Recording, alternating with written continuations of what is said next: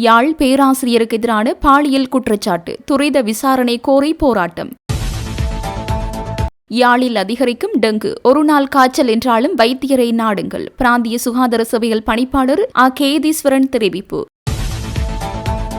ஆடையை கலற்றி காண்பிக்கவா, சபையில் கத்திய அர்ச்சுனா எம்பி. தெம்பிலு லகிருவின் வீட்டிற்கு தீ வைப்பு. பழைய போகம்பரை சிறைச்சாலை வளாகத்தில் புதிய சிறை, வர்த்தமானி வெளியீடு. நீர்கொழும்பு சிறைச்சாலையில் மீண்டும் பதற்றம், பெண் கைதிகள் இடமாற்றம். புலம்பெயர் இளைஞர்களுக்கு வாக்குரிமை மற்றும் ஓய்வூதியம், அரசாங்கம் தீவிரம். சிறைச்சாலை கைதிகள் படுகொலைகள், குட்டிமணி காலம் தொட்டே தொடர்கிறது, ஜோசப் ஸ்டாலின் குற்றச்சாட்டு. மஹிந்தவை கண்டதும் வளைந்து வணங்கிவிட்டு பாராளுமன்றத்தில் குற்றம் சாட்டுகிறார்கள், சாமர சம்பத் குற்றச்சாட்டு. கைதிகள் மீதான தாக்குதலுக்கு நீதியமைச்சர் மௌனம் காப்பது ஏன், சுதேஷ் நந்திமால் சில்வா கேள்வி. முல்லைத்தீவில் இரவில் பதற்றம், இளைஞர்களை காவல்துறையினர் தாக்கியதாக குற்றச்சாட்டு.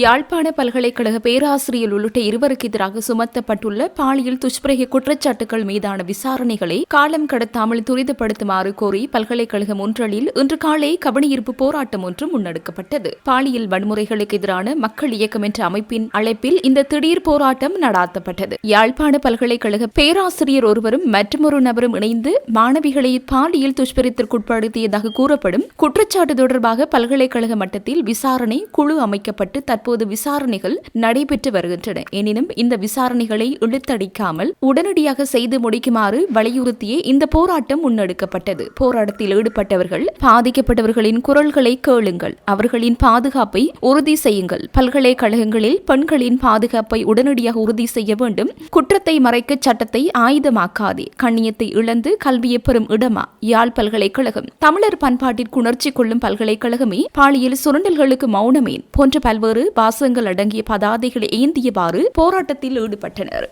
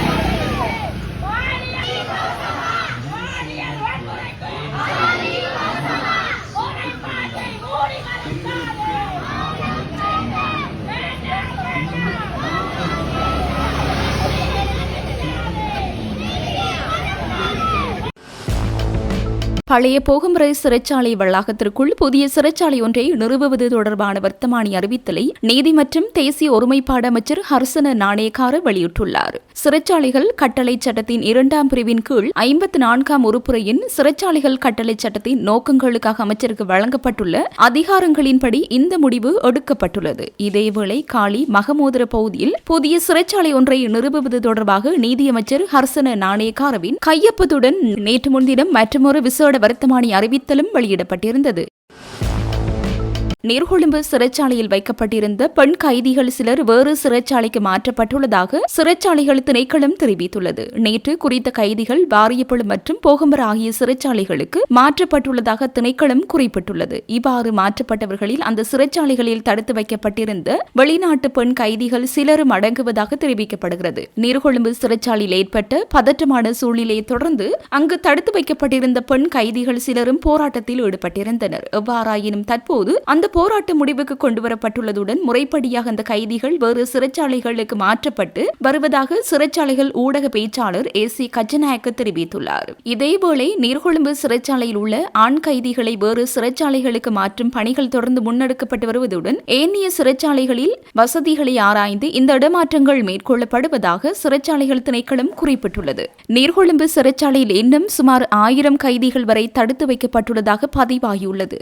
இதேவேளை அங்குணகொள பெலச, பூச மற்றும் வெலிக்கடை ஆகிய சிறைச்சாலைகளில் 3 கைதிகள் உயிரிழந்தமை தொடர்பில் விசாரணைகள் ஆரம்பிக்கப்பட்டுள்ளதாக போலீஸ் ஊடக பிரிவு தெரிவித்துள்ளது. அண்மையில் நீர்கொழும்பு சிறைச்சாலையிலிருந்து அங்குணகொள பெலச சிறைச்சாலைக்கும் பூச சிறைச்சாலைக்கு மாற்றப்பட்டிருந்த 2 கைதிகள் திடீரென ஏற்பட்ட நோய் நிலைமைகள் காரணமாக வைத்தியசாலையில் அனுமதிக்கப்பட்ட பின்னர் உயிரிழந்தனர். அதேவேளை வெலிக்கடை சிறைச்சாலையிலும் கைதியொருவர் தற்கொலை செய்து கொண்டுள்ளதாக பதிவாகியுள்ளது. குறித்த மரணங்கள் தொடர்பாக சம்பந்தப்பட்ட போலீஸ் நிலையங்களுக்கு தகவல்கள் வழங்கப்பட்டுள்ள நிலையில் அது குறித்த விசாரணைகள் ஆரம்பிக்கப்பட்டுள்ளதாக போலீசார் தெரிவித்தனர். நீர்கொழும்பு சிறைச்சாலையில் கடந்த திங்கட்கிழமை ஏற்பட்ட வன்முறை சம்பவத்தில் இந்தியர் ஒருவரும் உயிரிழந்துள்ளதாக இந்திய செய்திகள் தெரிவிக்கின்றன. குறித்த சிறைச்சாலையில் கைதியாக இருந்த எஸ் உன்னிகிருஷ்ணன் என்ற 73 வயதுடைய ஒருவரை இவ்வாறு உயிரிழந்துள்ளதாக தெரிவிக்கப்படுகிறது. இந்த சம்பவம் குறித்து இந்திய உயர்ஸ்தானிகர் ஆலயம் அதிகாரப்பூர்வ இந்த தகவலையும் வெளியிடாத போதிலும் இலங்கை வெளிவிவகார அமைச்சுக்கு இந்தியாவினால் அறிக்கை ஒன்று அனுப்பப்பட்டுள்ளமை தொடர்பில் தகவல் வெளியாகியுள்ளது.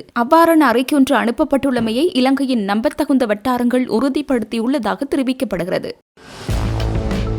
யாழ்ப்பாணம் வடமராட்சி கிழக்கு மருதங்கணி பிரதேச செயலாளர் பிரிவிலேயே படைத்துறைக்கு 25 ஏக்கர் வரையான காணி சுவீகரிப்பதற்கு எதிராக தற்போது போராட்டம் ஒன்று முன்னெடுக்கப்பட்டுள்ளது. மருதங்கணியில் அமைந்துள்ள விஜயபாகு இன்வென்டரி ரெஜிமெண்ட் தலைமை பணிமனைக்காக குறித்த காணி அளவீடு செய்யப்பட இருக்கின்றது. இந்த காணி அளவீடு தொடர்பான பொது அறிவித்தல் ஒன்று அளவீடு இடம்பெறும் என அறிவிக்கப்பட்டிருந்த நிலையிலேயே குறித்த அளவீட்டை தடுப்பதற்காக அரசியல்வாதிகள், பொது அமைப்பு பிரதிநிதிகள், கிராம மக்கள் என பலரும் வருகை தந்துள்ளனர். முன்னாள் நாடாளுமன்ற உறுப்பினர் செல்வராஜா கஜேந்திரன், பருத்தித்துறை பிரதேச சபை தவிசாளர் உதயகுமார், ஜுகதீஷ் உட்பட பலரும் கலந்து கொண்டனர்.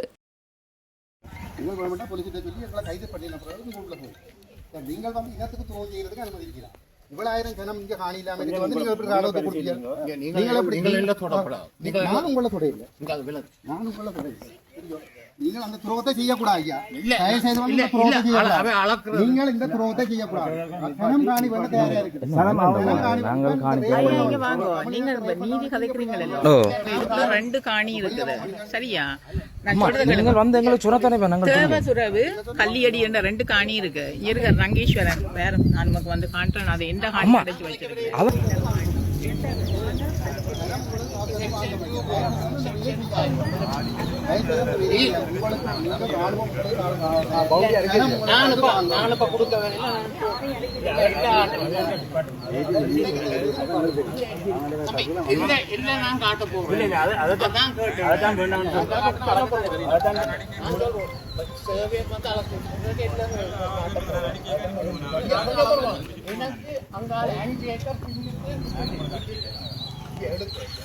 முதல் வந்து அளக்கேக்க என்ன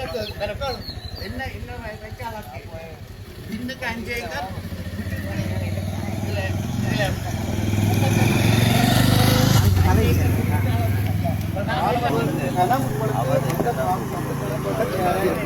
நாங்கள் உங்களுக்கு அதை ஏற்பாடு செய்யவில்லை.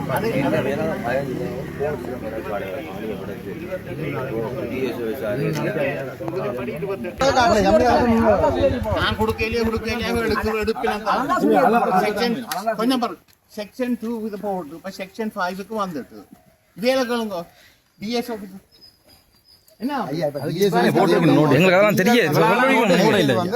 காணி கொடுக்காங்க. இந்த நாளைக்கு உங்களோட குடும்பத்தில் உள்ள பொம்பளையிலையும் வந்து இந்த ராணுவம் இன்னொரு 15 வருஷத்துக்கு பிறகு திருப்பி ஒரு சூழல் உருவாகிக்கல சீரழிப்பாங்க.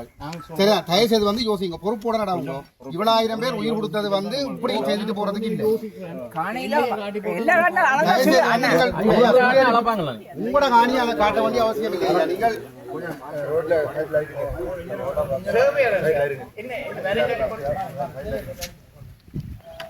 நீங்கள் காட்ட போறா டிஎஸ் செய்கிறது நீங்கள் அதை யோசிக்கணுமா உங்களுக்கு அந்த அறிவு இருக்கணும் எங்க வந்து டிஎஸ் வந்து என்ன சுயரிக்கணும் உங்களோட ஆற்ற தேவையை சுயரிக்க கொடுக்குறீங்க நோட்டீஸ் நீங்கள் முட்டாள் இல்லை தானே டிஎஸ் வந்து நோட்டீஸ் போட்டு சுயரிக்கிறாங்க என்ன நோக்கத்துக்கு சுயரிக்கிறது கொடுக்குறீங்க நீங்கள் என்ன நோக்கத்துக்கு சுயரிக்கிறது கொடுக்குறீங்க வேற எப்படி கேட்கிறோம் உங்களோட வேற எப்படி கேட்கிறோம் உங்களோட மனச்சாட்சி இருக்கு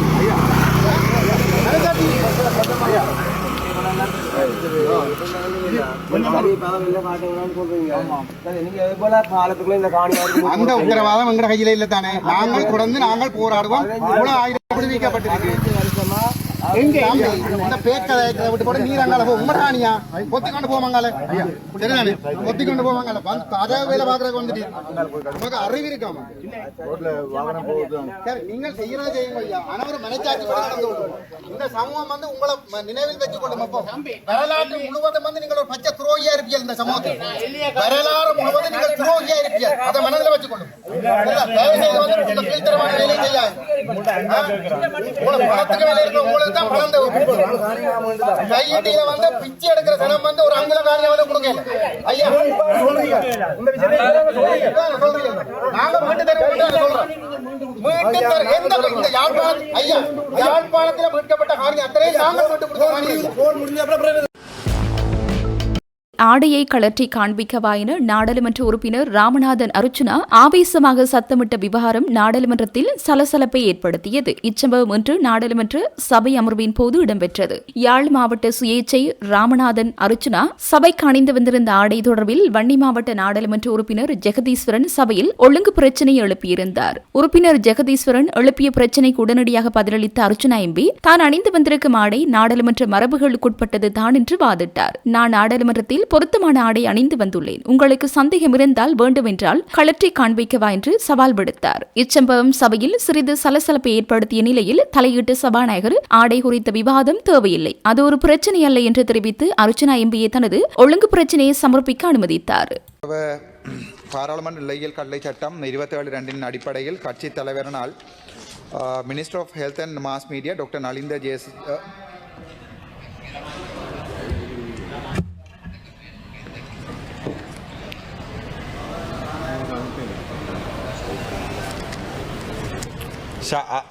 சத்தமாக கேளுங்களேன், பாயிண்ட் போடுறேன். ගරු මන්ත්‍රී ඔබතුමා පොයින්ට් මොකද්ද? பாராளுமன்றத்திலே உடை அணிதல் தொடர்பாக சம்பிரதாயங்கள் இருக்கின்றன.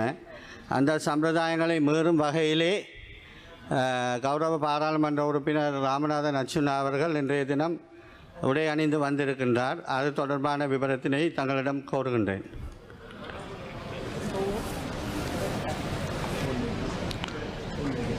ඒක අවශ්‍යතාව වෙන්නේ ගරු මන්ත්‍රීතුමා ඔබතුමා එතන ඇවිල්ලා තින්නේ මේ කතානායකතුමා මේ ගලවල පෙන්නන්නද මේ බර්ස්ට් එකක් අදගෙන ඉන්නවා, ෆුල් ෂූට් එකක් අදගෙන ඉන්නවා. ගරු ඔබතුමා මේ ඔබතුමා 27 ඉදිරිපත් කරන්න. මේ ලෙඩ නම් මේ බෙහෙත් ගන්න පුළුවන් සභානායකතුමා හවස ආවොත් මම 27 දෙන්න. 27 ඉදිරිපත් කරන්න. sorry sir.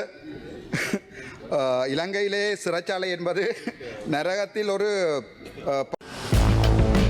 அண்மையில் இடம்பெற்ற மோதலின் போது சிறைச்சாலை அதிகாரியொருவர் துப்பாக்கியை பயன்படுத்திய சம்பவம் தொடர்பில் அரசாங்கம் பொறுப்பற்ற முறையில் செயற்பட்டுள்ளதாக மக்கள் போராட்ட முன்னணியின் நிறைவேற்றுக்குழு உறுப்பினர் வசந்த முதலியே குற்றம் சாட்டியுள்ளார். இதுகுறித்து அவர் மேலும் தெரிவிக்கையில், அந்த அதிகாரி தனது துப்பாக்கியை பயன்படுத்தியமை அரசாங்கத்தின் முறையான தீர்மானத்தின் படியா அல்லது அவருக்கு வழங்கப்பட்ட உத்தியபூர்வ உத்தரவின் படியா என்ற சந்தேகம் எழுகிறது. அந்த சூழலை சமாளிக்க அவர் தானாக எடுத்த நடவடிக்கையாகவே இது தென்படுகிறது என்று குறிப்பிட்டுள்ளார். மேலும் இவ்வாறான பதற்றமான சூழ்நிலைகளில் அரசாங்கம் எந்த ஒரு ஆக்கப்பூர்வமான தலையீட்டையும் செய்யாமல் பொறுப்பற்ற முறையில் ஒதுங்கிக் கொள்வதாகவும் எது வேண்டுமானாலும் நடக்கட்டும் என்ற ரீதியில் அரசாங்கம் செயற்படுவதாகவும் அவர் கடுமையான விமர்சனத்தை முன்வைத்துள்ளார்.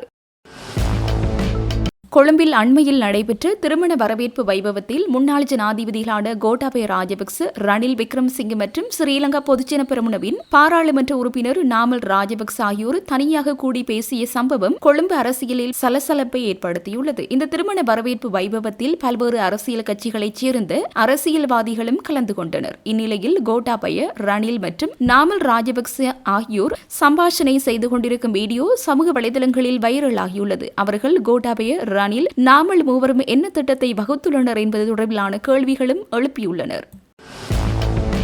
வெளிநாடுகளில் வசிக்கும் இலங்கையர்களுக்கு வாக்குரிமை வழங்குவது தொடர்பாக பொது நிர்வாக அமைச்சின் ஊடாக நியமிக்கப்பட்ட குழுவின் அறிக்கை மற்றும் தேர்தல் ஆணைக்குழுவின் பரிந்துரைகளின் அடிப்படையில் இதற்கான முறையான வேலை திட்டம் ஒன்றை தயாரிப்பதற்கு அரசாங்கம் நடவடிக்கை எடுத்து வருகிறது. அதேபோல் வெளிநாடுகளில் பணியாற்றும் இலங்கையர்களுக்கு பங்களிப்பு ஓய்வூதிய திட்டம் ஒன்றை அறிமுகப்படுத்துவதற்கான ஆரம்பகட்ட பணிகள் முன்னெடுக்கப்பட்டு வருகின்றன. புலம்பெயர் தொழிலாளர்களின் பணிபுரியும் கால அளவு வெவ்வேறாக இருப்பதாலும் அதற்கேற்ப ஒரு பொதுவான சூத்திரத்தை உருவாக்குவதில் நிலவும் சிக்கல்கள் காரணமாகவும் இந்த திட்டம் குறித்த பணிகள் இழுபறியில் உள்ளன. எவ்வாறாயினும் இதற்கான பணிகள் நிறைவடைந்தவுடன் திட்டம் நடைமுறைப்படுத்தப்படும் என்று அமைச்சர் உறுதியளித்தார். மேலும் வெளிநாடுகளில் வசிக்கும் இலங்கையர்கள் தங்களின் பிரச்சினைகள், ஆலோசனைகள் மற்றும் கருத்துக்களை நேரடியாக அரசாங்கத்திற்கு தெரிவிக்கும் வகையில் லங்கா கனெக்ட் எனும் புதிய செயலி மற்றும் இணையதளம் அறிமுகப்படுத்தப்பட்டுள்ளதாகவும் அமைச்சர் தெரிவித்தார். உலகில் எந்த இடத்திலிருந்தும் தங்கள் கையடக்க தொலைபேசி ஊடாக இதை பயன்படுத்த முடியும் என்றும் இதன் ஊடாக சமர்ப்பிக்கப்படும் பிரச்சினைகளுக்கு தீர்வு காண்பதற்கான பொறிமுறை ஒன்று வெளிநாட்டு வேலைவாய்ப்பு பணியகம் ஊடாக உருவாக்கப்பட்டுள்ளதாகவும் அமைச்சர் தெரிவித்தார். சிறைச்சாலைக்குள் கைதிகள் படுகொலை செய்யப்படும் கொடூரச் சம்பவங்கள் வரலாற்று ரீதியாக வெலிக்கடை சிறைச்சாலையில் குட்டிமணி படுகொலை செய்யப்பட்ட காலம் தொட்டு இன்று வரை தொடர்கதையாகி வருவதாக இலங்கை ஆசிரியர் சங்கத்தின் பொதுச் செயலாளர் ஜோசப் ஸ்டாலின் குற்றம் சாட்டினார். நீர்கொழும்பு சிறைச்சாலை கைதிகள் கொல்லப்பட்ட விவகாரம் தொடர்பாக நீதியமைச்சில் நேற்று நடைபெற்ற கலந்துரையாடலின் பின்னர் ஊடகங்களுக்கு கருத்து தெரிவிக்கும் போது அவர் மேற்கண்டவாறு தெரிவித்தார்.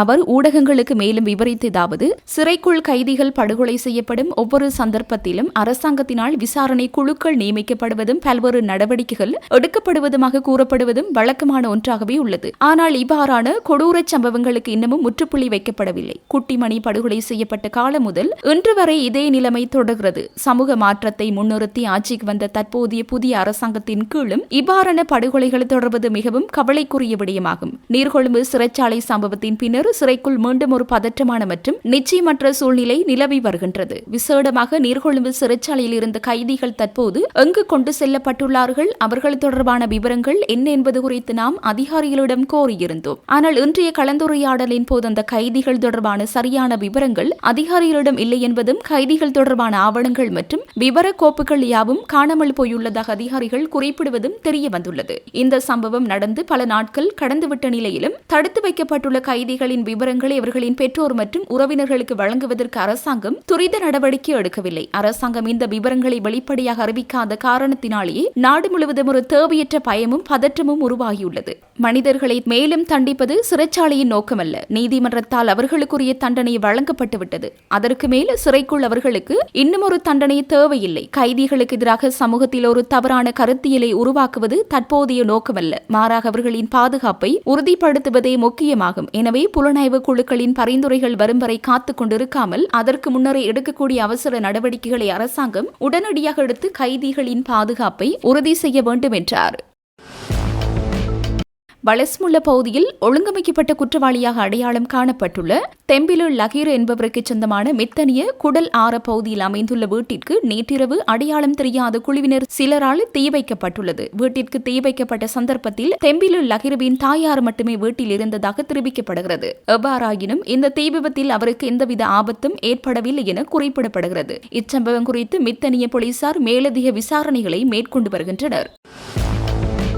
மஹிந்த ராஜபக்ச தொடர்பில் பாராளுமன்றத்தில் குற்றச்சாட்டுகளை முன்வைப்பவர்கள் அவரை கண்டதும் கீழே வளைந்து குனிந்து வணங்குகின்றனர் என புதிய ஜனநாயக முன்னணி உறுப்பினர் சாமர சம்பத் தெரிவித்தார். பாராளுமன்றத்தில் உரையாற்றும் போது அவர் இதனை தெரிவித்தார். மேலும் தெரிவிக்கையில், முன்னாள் ஜனாதிபதி மஹிந்த ராஜபக்ச ஹோலம்பட்டி அமரேவுடன் இருந்தார் என்று பிரதியமைச்சர் சுனில் வட்டகல குற்றச்சாட்டுகளை முன்வைத்தார். ஆனால் அதே வட்டகல சில தினங்களுக்கு முன்னர் நிகழ்வொன்றில் மஹிந்த ராஜபக்சவை கண்டு அவரை குனிந்து வணங்குகின்றார். ஆனால் இங்கு வந்து மஹிந்த ராஜபக்ச தொடர்பில் குற்றச்சாட்டுகளை முன்வைக்கின்றார். தெரிவித்தார். முதுகெலும்பு இறுக்கமாக இருந்தால் பாராளுமன்றத்தில் கூறுவதை போன்று அவரை காணும் போது செயற்பட வேண்டும். இப்போது மஹிந்த ராஜபக்சவை பற்றி கூறுவதில் பிரயோசனமில்லை. அவர் ஓய்வு பெற்று வீட்டில் இருக்கின்றார். வேண்டுமென்றால் அவரின் மகன் இங்கு வரும்போது அவருக்கு நேராக குற்றச்சாட்டுகளை கூறுங்கள். நாங்கள் எப்போதும் சொல்வதை முகத்துக்கு நேராக தெரிவிப்போம் என்றார்.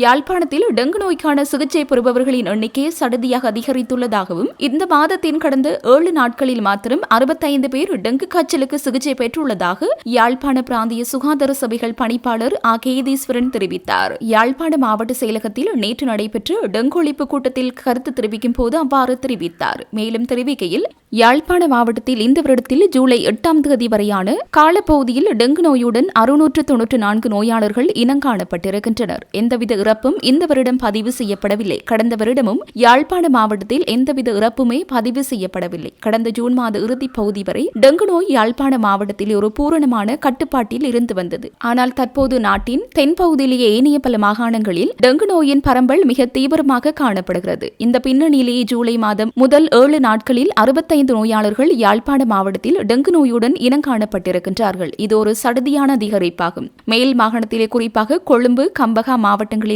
அதிகமான டெங்கு நோயாளர்கள் தற்போது இனம் காணப்பட்டிருக்கிறார்கள். அவ்வாறான நிலையில் யாழ்ப்பாண மாவட்டத்தைச் சேர்ந்த பல மாணவர்கள் தென்பகுதியிலேயே குறிப்பாக மேல் மாகாணத்தில் இருக்கின்ற பல்கலைக்கழகங்களிலே உயர்கல்வி நிறுவனங்களிலே கல்வி கற்று வருகின்றார்கள். அதேபோன்று பலர் தொழில் நிமித்தம் யாழ்ப்பாண மாவட்டத்திலிருந்து கொழும்பிலிருந்து தங்கியிருந்து தொழில் செய்து வருகின்றார்கள். அவர்கள் விடுமுறைக்கு இங்கே வருகின்ற போது பலர் டெங்கு நோயுடன் வந்து எங்களுடைய வைத்தியசாலைகளில் அனுமதிக்கப்பட்டு தற்போது சிகிச்சை பெற்று வருகின்றார்கள். எனவே தற்போது யாழ்ப்பாண மாவட்டத்தில் நாங்கள் செய்த பூச்சியல் ஆய்வு பார்க்கின்ற போது யாழ்ப்பாண மாவட்டத்தில் இங்கு டெங்கு நோயை பரப்புகின்ற நுளம்புகளின் குடம்பிகளின் செறிவு அதிகமாக காணப்படுகிறது. அதேவேளை மேல் மாகாணத்திலிருந்து அல்லது ஏனைய மாகாணத்திலிருந்து வருகின்றவர்கள் மூலம் இங்கே டெங்கு மிக தீவிரமாக பரவக்கூடிய ஒரு வாய்ப்பு இருக்கின்றது. எனவே இந்த சூழ்நிலையில் அனைவரும் ஒருங்கிணைந்து தங்களுடைய வீடுகள், வேலைத்தலங்கள், பொது இடங்களில் டெங்கு நுளம்புகள் உற்பத்தியாகாமல் துப்புரவாக்குவதன் மூலம் எங்களுடைய ஒத்துழைப்பை வழங்கிக் கொள்ள முடியும். கடந்த வருடமும் இந்த வருடமும் இதுவரையான காலப்பகுதியிலும் யாழ்ப்பாண மாவட்டத்தில் எந்த ஒரு இறப்பும் ஏற்படாமல் நாங்கள் தடுத்திருக்கின்றோம். கடந்த காலங்களிலே எங்களுக்கு ஏற்பட்ட இறப்புகளை நாங்கள் அவதானிக்கின்ற போது பொதுவாக மிக தாமதமான நிலையிலேயே வைத்தியசாலைகளுக்கு அனுமதிக்கப்பட்ட போது இப்படிப்பட்ட இறப்புகள் ஏற்பட்டிருக்கின்றன. எனவே நாங்கள் அன்பாக கேட்டுக்கொள்கிறோம், இக்கால பகுதியிலே காய்ச்சல் ஏற்பட்டால் அது ஒரு நாள் காய்ச்சலாக இருந்தாலும் பரவாயில்லை, உடனடியாக சென்று தகுந்த மருத்துவ ஆலோசனையை பெற்றுக் கொள்ளுங்கள். அதன் மூலம் நாங்கள் இந்த டெங்கு நோயிலே ஏற்படக்கூடிய இறப்புகளை நாங்கள் தவிர்க்கக்கூடியதாக இருக்கும் என்று மேலும் தெரிவித்தார். முன்னாள் அமைச்சர் லக்சன் ஜாப் அபேவர்த்தனவுக்கு எதிராக கொழும்பு மேல் நீதிமன்றத்தில் லஞ்ச ஊழல் ஒழிப்பு ஆணைக்குழுவினால் வழக்கு தாக்கல் செய்யப்பட்டுள்ளது. கடந்த 2013ஆம் ஆண்டு முதலீட்டு சபை தொடர்பான விடயம் ஒன்றை சாதகமாக முடித்துக் கொடுப்பதற்காக வர்த்தகர் ஒருவரிடமிருந்து 10 லட்சம் ரூபாய் பணத்தை லஞ்சமாக பெற்றதாக குற்றம் சுமத்தப்பட்ட இந்த வழக்கு தாக்கல் செய்யப்பட்டுள்ளது. நீர்கொழும்பு சிறைச்சாலையிலிருந்து மாற்றி அனுப்பப்படும் கைதிகள் மீது பழிவாங்கும் நோக்கில் கொடூரமான முறையில் தாக்குதல்கள் நடத்தப்படுவது குறித்து நீதியமைச்சர் மௌனம் காப்பது இந்த தாக்குதல்களை அவர் அங்கீகரிக்கிறாரா என்ற பலத்த சந்தேகத்தை ஏற்படுத்துவதாக சிறை கைதிகளின் உரிமைகளை பாதுகாக்கும் குழுவின் ஒருங்கிணைப்பாளர் சுதேஷ் நந்திமால் சில்வா குற்றம் சாட்டியுள்ளார்.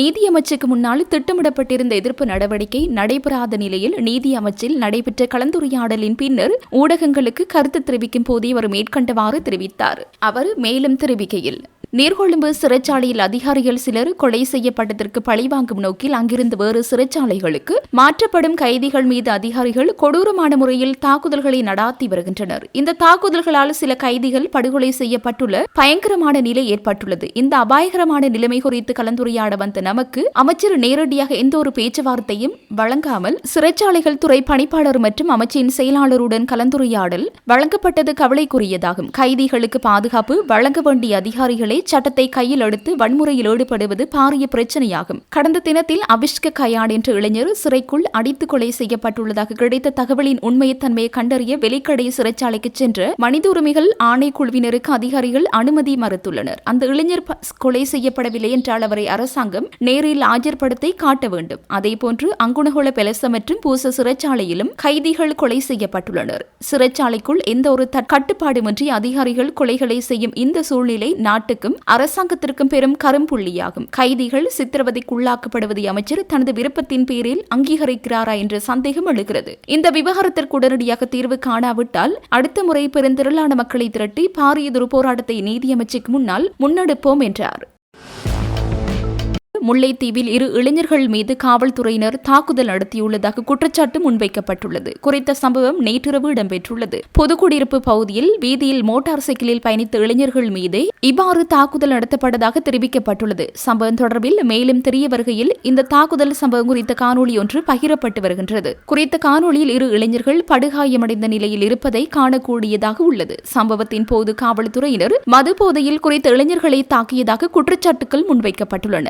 இதன்போது காலால் உதைத்து விழுத்தி காவல்துறையினர் தாக்குதல் நடத்தியதாக தெரிவிக்கப்பட்டுள்ளது. இதனையடுத்து படுகாயமடைந்த இளைஞர்கள் வைத்தியசாலையில் அனுமதிக்கப்பட்டதாக தெரிவிக்கப்படுகிறது. இருப்பினும் இதுவரை காவல்துறையில் முறைப்பாடுகள் எதுவும் பதிவு செய்யப்படவில்லை என தெரிவிக்கப்பட்டுள்ளது. மேலும் இளைஞர்களின் வாகனங்களை வழிமறைத்த போது அவர்கள் நிறுத்தாமையினாலேயே இவ்வாறு காவல்துறையினர் தாக்கியதாக தெரிவிக்கப்பட்டுள்ளமை குறிப்பிடத்தக்கது.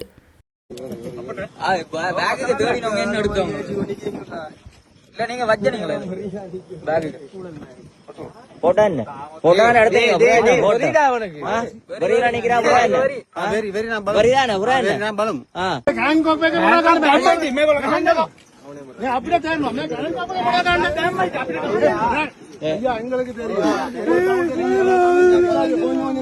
ஏன் அவருக்கு டைம் அடிச்சு அதுல காயத்தோட அடிச்சீங்க தோல்முடா கை கால் வடிச்சிட்டா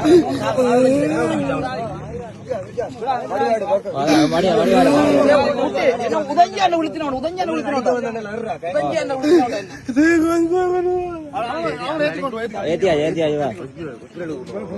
இவர்தான் அடிச்சவரா இவர்தான் ஓரளவுக்கு அடிச்சவர் இவர் அடிச்சவர் இவருக்கு அடிச்சவர் எல்லா எவிடன்ஸும் கிடக்குது எல்லா எவிடன்ஸும் கிடக்குது இவர்தான் அடிச்சால் என்ன பச்சடி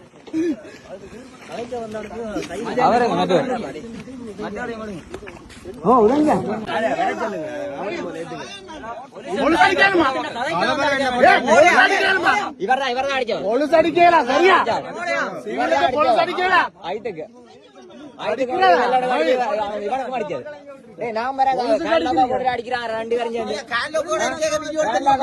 மனுஷனடா நீங்கள்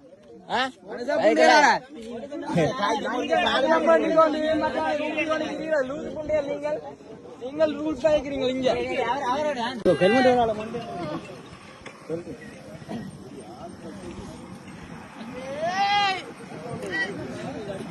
அதான் இந்த வாரம் பின்னால வாரம்